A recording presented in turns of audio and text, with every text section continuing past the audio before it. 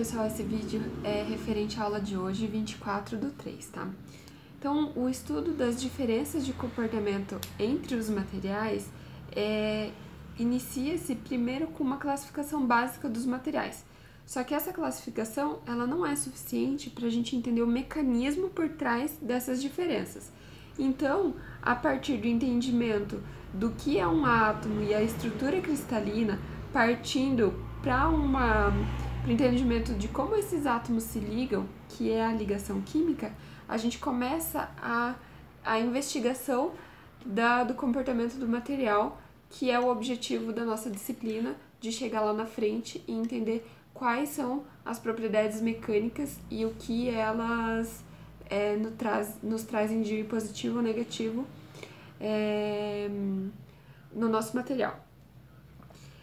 Então, o entendimento dessas ligações químicas mostram que existem basicamente dois tipos de materiais: os amorfos e os cristalinos.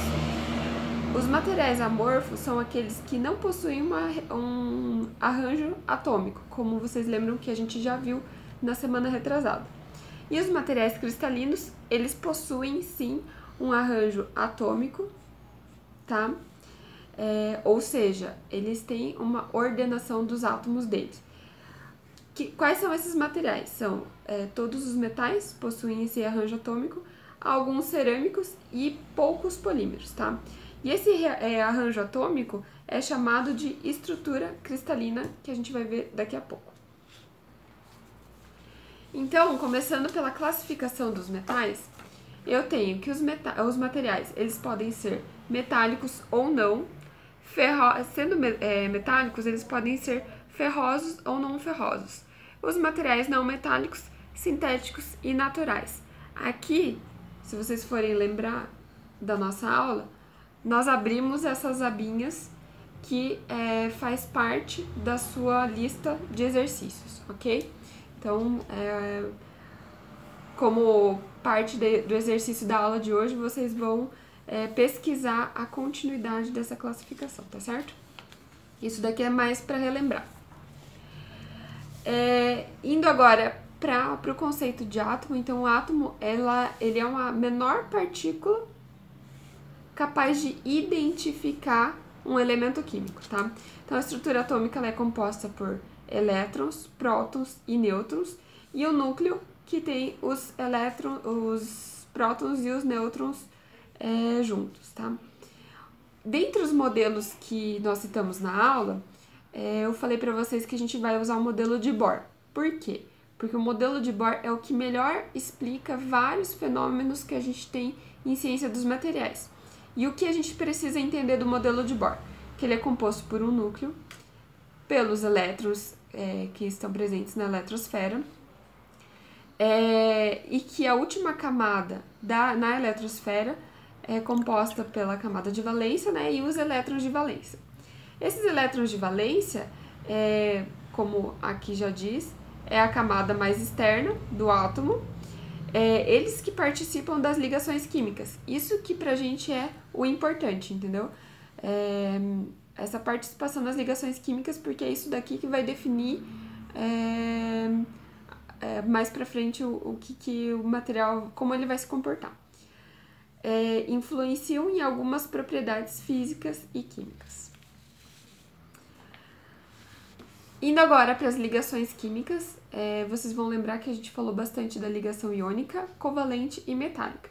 Então, começando pela ligação iônica. Ela acontece através da atração eletromagnética entre os íons formados. E como que esses íons são formados? Através de perda e ganho dos elétrons da camada de valência.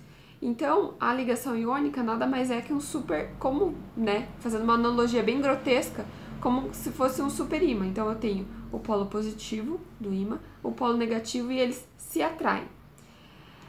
Por que há essa perda e ganho de elétrons? Então, eu tenho um átomo que perdeu um elétron, então ele vira um íon positivo, para um outro átomo. Esse outro átomo ele ganhou um elétron, então ele virou um íon negativo.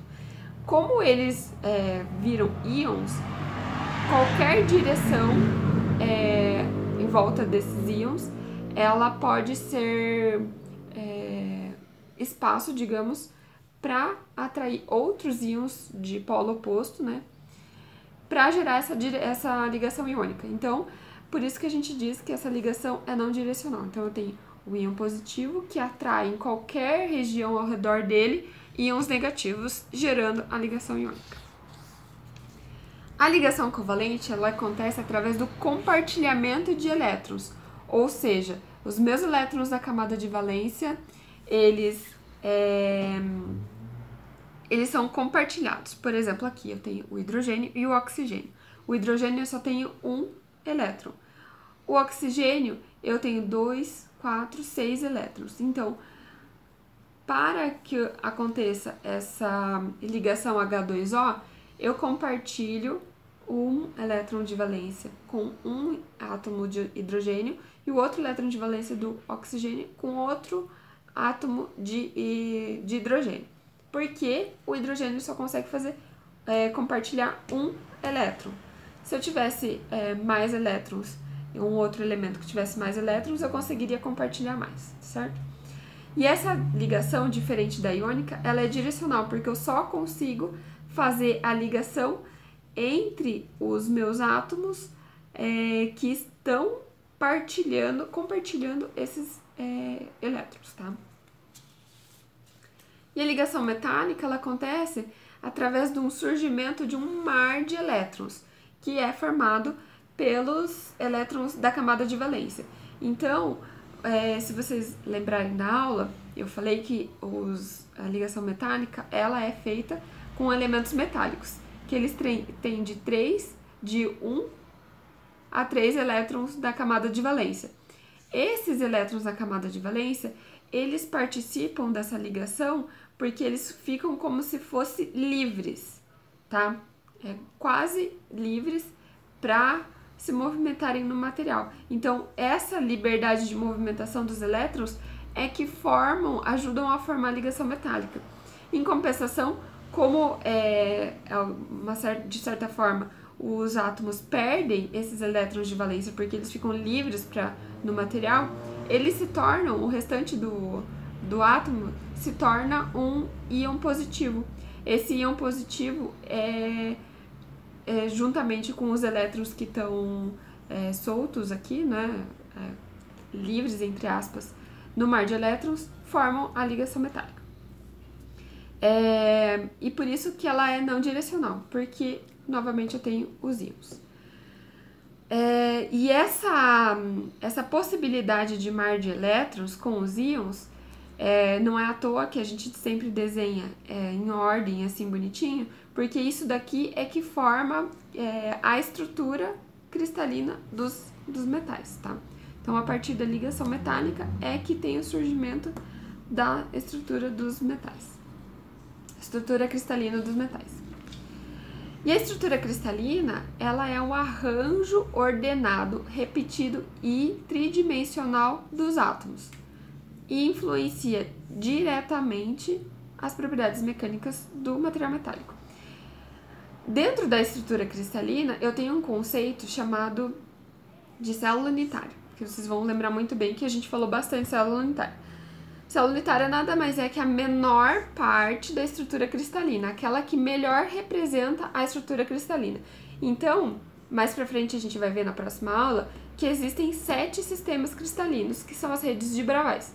Dentre esses 7 sistemas cristalinos, nós já vimos os 3 principais, que é o CCC, CFC e HC.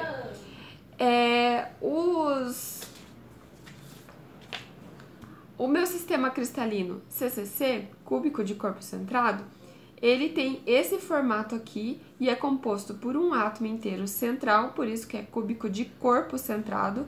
Eu tenho um corpo, que é o átomo, no meio do meu cubo, e 1/8 de átomo nos vértices, como a gente conversou na última aula. O CFC, que é a cúbica de face centrada, eu tenho metade de um átomo em cada face do cubo.